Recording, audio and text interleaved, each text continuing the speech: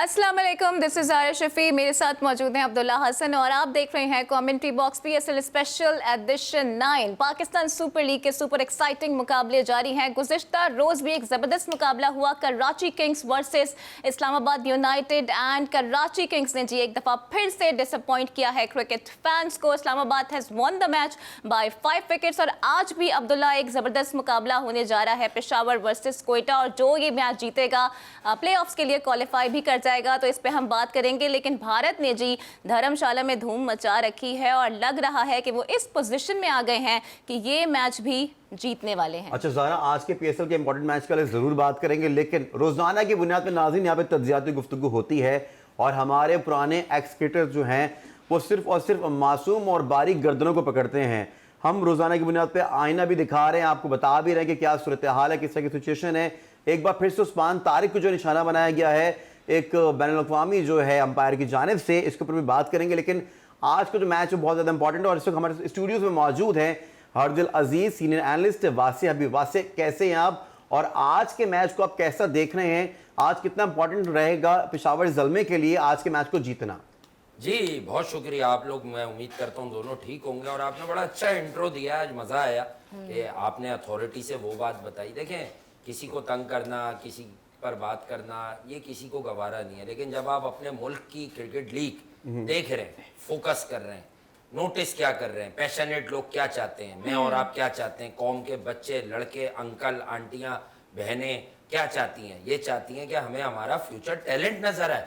Cricket lovers जो है वो चाहते हैं कि बैकअप क्या है। और आपने धर्मशाला की भी बात की, तो मैं इसको कनेक्ट ऐसे करूंगा कि no Virat Kohli, no KL Rahul, no Shreyas Iyer, एक तरह से सजा दी हुई है, नो ईशान किशन के जाओ डोमेस्टिक खेलो, ठीक है। और इसी सीरीज में जडेजा भी कभी नहीं थे, इस मैच में अक्षर भी नहीं है। यानी कि समझाने की बात क्या है कि नौजवान बता रहे हैं ना कि हमारी क्रिकेट, हमारा क्रिकेटिंग सिस्टम इतना स्ट्रांग है कि हम छा गए। और आज आपने यकीनन बात की, हमारा थोड़ा तय भी हो गया था, 1-2 मिनट तो बात करने का मौका मिलता है कि हम जो रोजाना डिमांड करते हैं वो हमें रात को पूरी होती हुई नजर आती है। इससे साबित क्या हुआ कि आप लोग कहीं ना कहीं अपने तज्जियों में कंप्रोमाइज कर रहे हैं, फॉर्मर क्रिकेटर्स। आज मैं खुसूसी तौर पर पहली बार अपनी निगाह की बात करूंगा उस्मान तारिक को लेके। आपको मालूम है मैंने अब तक की नहीं, मैंने पहले दिन गुस्सा किया कि आपने फिर एक इंडिया का लेजेंड पकड़ लिया, अश्विन, लिविंग लेजेंड है वो स्पिन बॉलिंग का, वो पकड़ लिया एक नए लड़के पे। फिर मैंने कहा जरा इसे खेलने दें, मैं देखना चाहता हूं कि लोग तज्जिया क्या करते हैं। फिर वो बैन हुआ। कल आपने बहुत कोशिश की कि यार आप इस पर दें कोई बात, आपके सवाल जो होते हैं मैं उनको सुनकर जवाब देता हूं कि भाई यही बात किसी ने की होगी। तो मैंने कहा कि आए अब वो लोग बाहर, ये तो रिपोर्ट हो गया, आए अथॉरिटी से बताएं, वो तो सिर्फ इसके पोस्ट पर बात कर रहे थे। फिर मैंने जाना 1-2 दोस्तों से, मैं कुछ नहीं देखता हूं, इतना वक्त रहता नहीं है। फिर मैंने 1-2 दोस्तों से, ज़ारा और अब्दुल्ला, जाना, तो उन्होंने मुझे बताया कि यार सब हार मान गए कि उस्मान तारिक का तो बड़ा मसला है यार। आज मैं अब तज्जिया दूंगा, मेरी निगाह की क्या समझती है उसको देखकर। उस्मान तारिक जो एक दूसरा वाला बॉल करता है ना, उस पर हल्का सा डाउट होता है, बट वो जो ओवर में 3-4 बॉलें करता है, वो मुझे लगता है यार वो somewhere around 13 to 14 degree marginal है, बड़ा मुश्किल होता है। इसीलिए तो बायोमैकेनिकल टेस्ट है। एम्पायर भी श्योर होके रिपोर्ट नहीं करता है एक्शन, वो कहता है हमें लग रहा है तो इसे रोक दो, पहले क्लियर हो फिर खेले। लेकिन सवाल बड़ा अच्छा है, लोग कहते हैं इंडिया की बड़ी सुप्रीमेसी है क्रिकेट में, IPL ये वो। सुप्रीमेसी का मतलब ये नहीं होता कि कोई किसी से मैच फिक्स करवा दे। पाकिस्तान सुपर लीग है, पाकिस्तान के भी माशाल्लाह एलीट पैनल के भी लोग मौजूद है, ICC में एम्पायरिंग में यहाँ के भी लोग मौजूद हैं। रिचर्ड इलिंगवर्थ साहब बड़े तजुर्बेकार एम्पायर हैं, इसमें कोई दो राय नहीं। एक गोरा उसको ऑफिशियली रिपोर्ट कैसे कर रहा है? क्या आप लोगों का इतना असर रसूख नहीं है? ये बात मेरी क्रिकेट खेले हुए ही लोग समझ सकते हैं। इसका मतलब जब दो एम्पायर आपस में बात करते हैं तो हमारे एम्पायर्स की वो हैसियत माफी के साथ गोरों की नजर में नहीं है, इसलिए वो रिपोर्ट हो गया। और अगर उसमें स्ट्रेट अवे कोई अंपायर समझता था कि मसला है तो वो पहले मैच के बाद रिपोर्ट क्यों नहीं हुआ? बिल्कुल। सिंध प्रीमियर लीग बहुत सारे कोचेस बड़े बड़े नाम थे, मिसबा खुद थे, महमूद हामिद, ना जाने कौन कौन लगा हुआ था। ये लड़का मैन ऑफ द मैच हुआ और इसने जितवाया अपनी टीम को। इसने वहां 5 आउट किए, 6 आउट किया है थे। तो मैं ये बता रहा हूं आपको कि हमारे लोग इतने कमजोर क्यों हैं कि एक गोरे ने रिपोर्ट कर दिया। रिचर्ड इलिंगवर्थ की तारीख समझ लें, 1992 के वर्ल्ड कप के फाइनल में ही हमारे खिलाफ खेले थे सही। और इन्होंने बॉलिंग ठीक की थी लेकिन इन्हें मारा और बस इनकी किस्मत अच्छी थी। इमरान भाई ने एक 28वें ओवर में निकल के छक्का मारा था इन्हें लॉन्ग ऑन पर, ठीक है, और जावेद भाई रिवर्स करते हुए आउट हो गए थे। तकलीफ थी पेट में, रनर आमिर सुहेल आए हुए थे। इंजमाम भाई ने आते ही इनकी 2 ही बॉलें बची थी स्पेल की। इंजमाम भाई ने एक बैक कट मारा था, 4 हुआ था, एलन लेम ने डाइव की थी और फिर एक उन्होंने आगे से मारा था बैकफुट पे जाके स्क्वायर कट। तो वो जो इन्होंने मारा था ना और 7 रन, अगर ये इंजमाम भाई को 12 बॉलें कवर करा देता उस वक्त तो इसका काम हो जाता। तो कहने की बात है, इसे क्या बेचैनी है यार हमारा लड़का। अब मैं अपनी टेक दे रहा हूं क्योंकि ये तो मशीन के बगैर दुनिया का कोई बड़े से बड़ा आदमी भी एक्यूरेट फैसला नहीं कर सकता। आज मैं अपनी टेक दे रहा हूं, पाकिस्तान का लड़का है, आई डोंट थिंक सो, मैंने उसको बड़ा ऑब्जर्व किया, आई डोंट थिंक सो जो वो नॉर्मल डिलीवरी अपनी करता है। सिर्फ एक सरप्राइज डिलीवरी पे मुझे डाउट हो रहा है उसकी, अदरवाइज आई थिंक वो 13 साढ़े 13 डिग्री से ऊपर नहीं लग रहा मुझे। तो बायोमैकेनिकल टेस्ट जो है, जो मैंने आपको दूसरे ही दिन बता दिया था, पाकिस्तान में एक यूनिवर्सिटी के ताउन से लगा हुआ है, क्यों नहीं भेज रहे? जल्दी से सेंड हिम देयर और जल्दी से फैसला कर लो। भाई पीएसएल में कोयटा ग्लैडिएटर्स एक फ्रेंचाइज है। फ्रेंचाइज वाले कौन होते हैं? Stake holders. इन्होंने फ्रेंचाइज खरीदी हुई है, जब तो पाकिस्तान की क्रिकेट ऊपर जा रही है। तज्जिया तनकीद अपनी जगह, इनका एहतराम भी वाजिब है। वासे भाई, कोयटा इतने क्रूशल मूवमेंट पर अपना मोस्ट इकोनॉमिकल बॉलर खो दे, ये मेयार है भाई। वासे ये तो भाई, बड़ा हल बताएं, हल unfortunate भी ये है। इस ऐसे लड़कों को और ऐसे खिलाड़ियों को कैसे बचाया जा सकता है? हमारे जो एक्स क्रिकेटर्स जो हैं, जो रोजाना की बुनियाद पर सिर्फ और सिर्फ तनकीद कर रहे हैं, क्या उनको नहीं चाहिए कि इस तरह के खिलाड़ियों को सपोर्ट किया जाए? यार पहली बात तो ये, जब आपको पाकिस्तानी एक बच्चा दिखा, चले मैं करता हूँ आज बिल्कुल सीधी बात, मैं गुस्सा क्या होता है मेरे तज्जिये में, अग्रेशन क्यों आता है, यहाँ गलत क्यों लगता है मुझे, यहाँ हर पाकिस्तानी को। 500 विकेटें हैं अश्विन की, आप एक बार बताओ, उसने विकेट ली थी, आप उसकी अच्छी बॉलिंग पे तज्जिया करते, आपके पास उसकी बॉलिंग दिख गई, आपको मेरी परफॉर्मेंस दिख गई, आपको मेरी परफॉर्मेंस दिख गई, ठीक है, और आप मेरी आंखों में बातें कर रहे हैं, नहीं समझ रहे? सही है, आपको मेरी कारकर्दगी मैदान में दिख गई ना, तो उस मैदान में की हुई बॉलिंग पर तज्जिया नहीं हुआ। पूरी रात अश्विन और उस्मान तारिक होता रहा। इंटरनेशनल मीडिया क्या बच्चा है, उसने छाप दिया। क्या रिचर्ड इलिंगवर्थ पाकिस्तान आया हुआ तो अखबार नहीं पढ़ रहा, या उसके हाथ में सोशल मीडिया उसके हाथ में नहीं है? जैसे हर 2 मिनट के बाद मोहतरमा तस्वीरें खींच खींच के पोस्ट करती हैं, इस तरह के उसके हाथ में नहीं है? तो आप मुझे बता दीजिए, ऐसा है ना? लेकिन वैसे अभी आपने जिक्र किया ना अश्विन का, तो अब ये भी सुनने में आ रहा है कि अश्विन को बीसीसीआई प्रोटेक्ट करता है। प्रोटेक्ट कौन है ये, सुना कौन रहा है आपको? आप मुझे नाम बताया करें यार, ये बड़ा अहम रोल है जो आपका है, आप मुझे नाम से बताएं। तो मैं आपके सवाल पे रिस्पॉन्ड करता हूँ। ये जराए हैं, एक्स की जानिब से ही ऐसा कहा जा रहा है कि अश्विन को बीसीसीआई प्रोटेक्ट करता है। yes। अच्छा भाई, जो भी भाई ये बात कह रहे हैं, क्या प्रोटेक्ट करता है? एम्पायर को रोकता है, एम्पायर को धमकाता है, या हर मैच में एम्पायर की जेब में कुछ डाल देते हैं? खुदा का खौफ करें वो भाई, जो गोरे क्रिकेटर्स होते हैं, मैं खुसूसन गोरा वर्ड बोल रहा हूँ, ये इतनी बड़ा इशू क्रिएट करते हैं। जैसे इंग्लैंड हार के अभी भी ऐसे बता रहे हैं, माइकल वॉन ने तो एक चुटकुला छोड़ा था अभी, चौथे टेस्ट के बाद के इंडिया से अच्छी है सीरीज इंग्लैंड खेला है।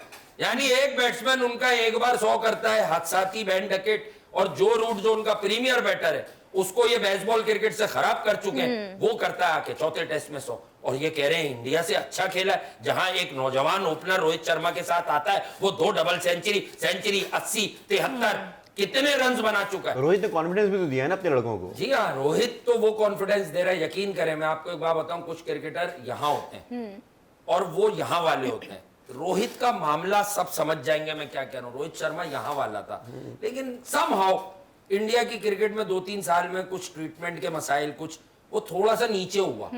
लेकिन अब जो रोहित शर्मा इंडिया का फ्यूचर बनाने जा रहा है, रोहित शर्मा बना रहा है, ये सख्तियां जो जयशाह साहब कर रहे हैं, ये सब रोहित की मशावरत से कर रहे हैं। मैंने खबर ब्रेक की थी 2-3 हफ्ते पहले, और ये 3 दिन पहले साबित भी हो गया कि इसमें रोहित शर्मा और कोच राहुल द्रविड़ दोनों शरीक हैं, क्योंकि वो इंडिया का फ्यूचर चाहते हैं। वो ये नहीं चाहते कि विराट के बाद, रोहित के बाद, नियत तो अच्छी है ना उनकी, विराट वापस पैदा नहीं होगा, ये हम सब जानते हैं। शायद रोहित जैसा एलिगेंट बैटर भी नहीं पैदा होगा। एशियन ब्रेडमैन जहीर अब्बास साहब, बड़ा नाम सुना होगा आप दोनों ने, वो एक ही आदमी से इंस्पायर है। उन्होंने बरसों पहले भी कहा, बार बार कहते हैं जब भी कोई उनसे बात कर ले, कि यार वो जो रोहित शर्मा खेलता है तो मुझे गूज बम्स आते हैं, रोंगटे खड़े हो जाते हैं। अब आप सोचें जब जिनको वो मारता होगा उनका क्या क्या खड़ा हो जाता होगा ग्राउंड में। आप देखें कि क्या क्या चीजें, जिस तरह वो शॉट को तनाता है, आप चेक कीजिए ये क्या हालत हो जाती है, बाल खड़े हो जाते होंगे कप्तानों के अपोजिशन। से भाई कंपैरिजन बनता यूं भी नहीं है कि डोमेस्टिक का आपका लड़का सालाना 25 लाख रुपए 23 लाख रुपए कमा रहा है, उनका जो है सालाना 1 करोड़ कमा रहा है, तो यकीनी तौर पे यहाँ पे हम कंपैरिजन कर ही नहीं सकते इन चीजों के ऊपर। गुड क्वेश्चन, आज तैयारी की है आपने, अच्छा लगा। हमारे यहाँ कितनी पॉपुलेशन है? 25 करोड़ कहते हैं ऐसी टेंटेटिव 25 करोड़। उनके यहाँ कितनी है? 1 अरब 40 करोड़। 25 मल्टीप्लाई में कितना करना पड़ेगा आपको? I think minimum 6, around 7। ठीक है, समझ गए? बाकी बात भी समझाऊं। इकोनॉमी बड़ी हो गई ना, पॉपुलेशन बड़ी, इकोनॉमी बड़ी। अगर वहां का कोई बिजनेस टाइकून है, अंबानी को जो पूरा पाकिस्तानी मीडिया रो रहा है, और पोलार्ड आ गया, पोलार्ड के साथ भी हार गया ना शान मसूद, यार ये तो वो लोग हैं, ये किसी को भी रुस्वा कर दे, ये किसी को भी रुस्वा कर दे। समझ रहे मैं क्या समझा रहा हूं आप दोनों को? तो भाई पॉपुलेशन बड़ी, बिजनेसेस बड़ा, economy, India fastest growing economy था लास्ट ईयर 2-3 चीजों में, कार्स वगैरह की इंडस्ट्री में, जो एक सच है। पॉलिटिकल साइड पे तो खैर मैं जाता नहीं हूँ, लेकिन जब कोई ग्रोथ अच्छी हो रही है, पैसा डल रहा है। रमीज राजा चेयरमैन नहीं थे और चेयरमैन थे, तब भी एक बात पे तो सब मुत्तफिक थे। आप भी हकीकत माने कि जो बीसीसीआई से जो रेवेन्यू जाता है आईसीसी को, उसके बाद जो आईसीसी बांटता है, वो रेवेन्यू अब 80% से ऊपर है। लोग इसको अब तक 70 बोलते हैं, या अराउंड 80% है। आईसीसी फिर शेयरिंग भी उसी हिसाब से देता है जहां से बिजनेस आया है, जो टॉप टेस्ट क्रिकेटिंग नेशन है। तो एक तो सच समझे कि इंडिया, इंग्लैंड, ऑस्ट्रेलिया या न्यूजीलैंड, इंग्लैंड भी अब कहीं ना कहीं ओवरसीज जाके आपको ताश के पत्तों की तरह बहती हुई, गिरती हुई, फारिग दिखती है। लेकिन 3 क्रिकेटिंग नेशन मैं समझता हूं टेस्ट क्रिकेट को जिंदा रखे हुई हैं। सबसे पहला नाम, अनबायस होके बात कर रहा हूं, ईमानदारी से, इंडिया। 2 फाइनल हारे वो WTC के, लेकिन दोनों बार क्वालिफाई तो किया ना। सही बात। और दूसरी कंडीशन में जाके हारे, न्यूट्रल कंडीशन पे। न्यूजीलैंड, ऑस्ट्रेलिया, बाकी 2 टीमें ये टेस्ट क्रिकेट को जिंदा रख रही हैं। क्योंकि देखिए ये जो बेसबॉल है, अब मैं आपको बताता हूं तज्जिया क्या होता है, जो मैं अक्सर PSL पे बताता हूं, तो छोटी बात है। बेसबॉल पर भी तनकीद करने पर भी, जैसे मार्केट में होते हैं ना, आपके 100 पसंद करने वालों के बीच में 2 निकलते हैं जिन्हें क्रिकेट की सेंस नहीं होती। ये देखो बैरिस्टो मार रहा है न्यूजीलैंड को, इंग्लैंड में खड़े होके तुम कह रहे हो यार बेसबॉल क्रिकेट फेल हो जाएगी। समझे नहीं? Test cricket is real cricket, test cricket is real cricket. वो आपकी स्ट्रेंथ बताती है। इंग्लैंड के ये बल्लेबाज ब्रेंडन मकलम की कोचिंग में सिर्फ और सिर्फ एक ही काम करना जान रहे हैं, और जो आता था वो भी भूल गए। अच्छे डिफेंस के बगैर टेस्ट क्रिकेट में सर्वाइवल नहीं है। ठीक है, ये है इंडिया मसला। ने तो बता दिया है कि वो इस वक्त बेस्ट टीम बन के सामने आए हैं, और जो 5वां टेस्ट मैच है, अब्दुल्ला, लग ये रहा है कि वो ये भी जीतने वाले हैं। लग कैसे रहा? आपको 255 की लीड है, बुमराह और कुलदीप 40 से ऊपर की पार्टनरशिप कर चुके हैं। आप मुझे समटाइम्स बायस लगती हैं। क्रिकेट की बात करें यार, बोले लिटा दिया, इसे कहें आप क्रिकेट की इस्तिलाह में, लिटा दिया। और क्या रह गया? अब गिल ने भी मार लिया रोहित शर्मा को। इनका जेफरी बॉयकॉट 80 साल की उम्र में कह रहा है कि पिराइम गुजार चुका है। अरे तुम्हारा बच्चा भी क्रिकेट खेले तो वो भी रोहित शर्मा जैसी इस उम्र में क्रिकेट नहीं खेल सकता। चलिए अभी देख लेते हैं कि नतीजा क्या निकलता है। अभी 3 दिन बाकी है। नतीजा आपको, एक तो आप कल भी मैं बचा गया आपको कि अभी 4 दिन बाकी है, भाई 3 दिन नहीं बाकी है। जब वक्त हुआ ब्रेक का, हमारे साथ रहिए।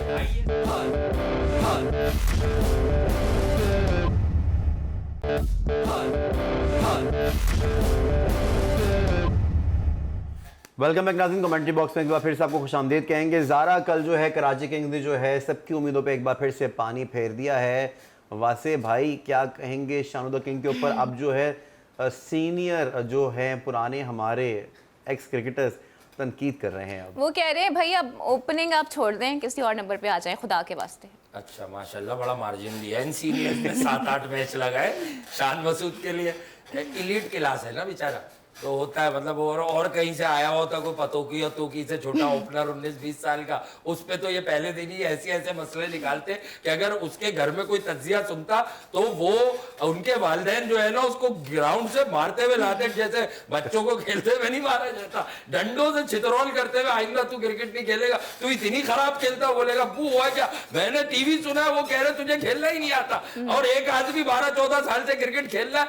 अब उसकी टेक्निक पे बात कर रहे हो आप, जब वो 36 साल का हो गया, जब वो पाकिस्तान की क्रिकेट को अलविदा कहने का वक्त हो गया, उसका रोजो नमाजों का टाइम आ गया है भाई उसका, आप समझ ही नहीं रहे इस बात को। उनके कप्तानी को कैसा देख रहे हैं? चलो उनकी परफॉर्मेंस की तो बात हो रही है। क्या करे, क्या कप्तानी करे, उसके बाद हसन अली। अब मसला हमारा अलमिया क्या है, हसन अली ने 4 विकेटें ले ली, तारीफ करो, मैं तो नहीं करूंगा क्योंकि मैंने देखी कैसे ली। 2 तो नीचे वाले जिन्हें सीधी बॉल की वो आउट हो गए, बोल्ड भी आखिरी वाला। 2 विकेटें कैसे आई? सऊद शकील ग्लूकोज कम रह गया शॉट में, बाउंड्री लाइन पर जो कैच हुए, सऊद शकील साहब T20 अगेंस्ट द विंड था एक तो वो शॉट, ख्वाहिश है उनकी T20 में जाने कोई और होता तो छक्का था, कप्तान भी बनने की ख्वाहिश है। शॉर्ट बॉल थी, पुल मारा, वो इतना accurate boundary rider fine leg के हाथ में चला गया।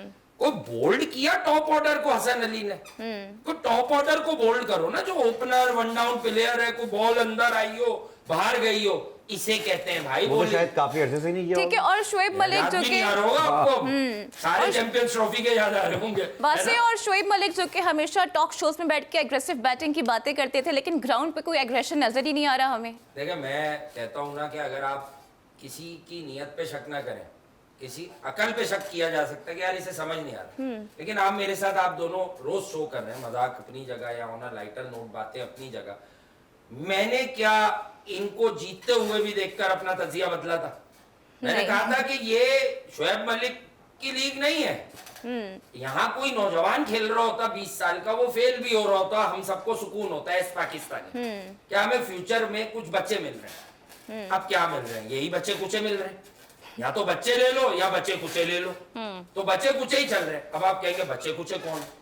यार आप समझ नहीं रहे, जब आप अफगानिस्तान को एक कॉन्फिडेंस दे चुके, जिम्बाब्वे को एक कॉन्फिडेंस दे चुके कि हमारी टांगे कांपती हैं, पता नहीं क्यों हम तुम लोगों से भी मेगा इवेंट्स में डरते हैं, मेगा क्या एशिया कप में भी डरते हैं, हमारे किसी बॉलर को आके एक आधा शॉट मारना पड़ता है तब हम जीतते हैं। वहां भी शादाब खान जिसको हम सेटिंग से आउट करने के चक्कर में उसको 45 करना पड़ता है तब हम जीतते हैं, वरना तो तुम हमें बहुत बार आ रहा हो। अब आप क्या समझ रही है कि अब जब पाकिस्तान अफगानिस्तान से खेलेगा किसी इवेंट में, आप उनकी बॉडी लैंग्वेज देखिएगा, उन्होंने हरा लिया एक बार इन्हें, अब वो बार बार ऐसा अमल करेंगे अगर यही माइंडसेट रहे। क्या आप समझे नहीं? क्वालिटी ऑफ प्लेयर आप रातों रात थोड़ी बदल सकते हैं भाई। 4 साल तो ये प्राइम का था, बाबर जवान है, रिजवान की भी एज है, शाहीन की भी, अब यहां से ये नीचे जाएगा इनका गिराव, क्योंकि फिटनेस पर तो सब मुत्तफिक हो गए कि फिटनेस अब इन सब की कंप्रोमाइज हो गई है। किसी की स्पीड कम हो गई है, किसी की बैट स्पीड कम हो गई है, किसी की रेंज कम हो गई है, समझ रहे मेरा पॉइंट? तो डेफिनेटली शान मसूद देखें यार, कब से क्रिकेट खेलने, एक लड़का खुर्रम मंजूर, पाकिस्तान से ताल्लुक उसका डोमेस्टिक का, कोहली कह रहे थे साबिक चीफ सिलेक्टर मोहम्मद वसीम उन्हें, अच्छा वो इसका ही मतलब नहीं कि वो कोहली है, वो खुद भी नहीं कभी कहेंगे, मैं जानता हूँ खुर्रम मंजूर कभी खुद भी, इतना कंसिस्टेंट परफॉर्मर, उस पर टैग लगाते थे 8 साल पहले कि T20 नहीं खेल पाता, उसका स्टाइल, उसका यूं, अरे आपको क्या घर ले जाना है, उसका रिश्ता थोड़ी दिखवा रहे हो आप, उसकी परफॉर्मेंस मैटर करती है, उसको देखो तो। अब मैं बताऊं पाकिस्तान में क्या होता है, वो गोरा मिकी आर्थर जिसके आप लोग कसीदा पढ़ते हैं, उसने क्या किया था जब ये बाबर और खुर्रम मंजूर दोनों बैटिंग कर रहे थे कराची किंग्स के लिए, दोनों ने 50-50 सेम बॉलों पे किए थे। मिकी आर्थर ने खुर्रम मंजूर से नाराजगी का इजहार किया और उसके बाद खुर्रम मंजूर फिर नहीं खेला उस पूरे PSL में। सही, ये बायसनेस है, ये होता है यहाँ। वो पाकिस्तान का बच्चा नहीं है, शान से कोई पर्सनल नहीं है, शान को मैं देख रहा हूँ इस PSL में, शान से 6 गुना फिट है खुर्रम मंजूर, प्रॉपरली बिल्ड है, अच्छा कदम चल रहे हैं उसके, अब भी उसके पूरे कदम चलते हैं जब वो डोमेस्टिक के मैचेस खेलते हैं। आप अपनी डोमेस्टिक को इज्जत नहीं दे रहे, सिफारशी लड़के खिला रहे आप। हमें क्या पता नहीं है आप किन किन पे बात नहीं कर रहे, और अगर कल या परसों किसी ने शान पर थोड़ा सा तज्जिया किया है तो हमें नहीं पता क्यों किया है। बहरहाल ब्रेकिंग दे देता हूं आपके प्रोग्राम में। चेयरमैन साहब जो अभी हैं ये शायद रहेंगे नहीं, ये अभी जराए से कोट करूंगा मैं, और जो आ रहे हैं वो वही आएंगे जिन्होंने ये इवेंट जो आज आप और हम जिस पर बात कर रहे हैं, ये इवेंट उन्हीं की मरूने मिन्नत है। तो फिर यही वजह थी शायद कि जवाब दिलवाया गया था बाबर से सिक्सेस का। नहीं, वो तो आपने बड़ा अच्छा पॉइंट रेस किया। देखें, वो बिल्कुल भी एक्सेप्टेबल नहीं है। देखें, मैं यही तो बात करता हूं कि आप सोशल मीडिया पे दो तरह के लोग पाएंगे। आप लोग क्योंकि सोशल मीडिया के रेफरेंस देते हैं, देना इतना नहीं चाहिए, एक आधा बात चलती है। देखें, या तो आपने कुछ ऐसे अचीवमेंट्स हो आपके, इस कौम का अलमिया क्या है? सरफराज यहाँ बकरियों के क्रिकेट खेलता है जिसने पाकिस्तान को, अभी भी उसी की तो 2 ट्रॉफी है। मुझे दिखा दो ना कहीं से ट्रॉफी। अगर इन लड़कों में दम है तो बातें छोड़ो, तज्जिया छोड़ो, ट्रॉफी बता दो। बाबर ग्रेट है, ट्रॉफी लो। सही। रिजवान ग्रेट है, सरफराज बेकार है, ट्रॉफी दिखा दो मुझे रिजवान की। सही यार क्या मजहब तमाशा लगाया हुआ मुल्क की क्रिकेट को, यही खेल रह गया। एक बात मैं अपने शोज पर तो बहुत करता हूँ, क्योंकि मैं क्रिकेट की बात करता हूँ भाई, मेरा ब्रेड एंड बटर है। मैं रोजाना मैं क्रिकेट इसलिए नहीं देखता कि मैं फला की तारीफ कर लूं तो कभी मिलेगा तो मेरे साथ तस्वीर खिंचवा लेगा। मैं तो छोटी उम्र में ऐसे क्रिकेटर्स से मिल चुका और मैं तस्वीर नहीं खिंचवाता था। मेरा काम ही ऐसा रहा शुरू से। तो मैं आपको ये बता दूं, देखिए समझिएगा इस बात को, आप हर किसी से हार चुके हैं, हर किसी से आप रुसवा हो चुके हैं।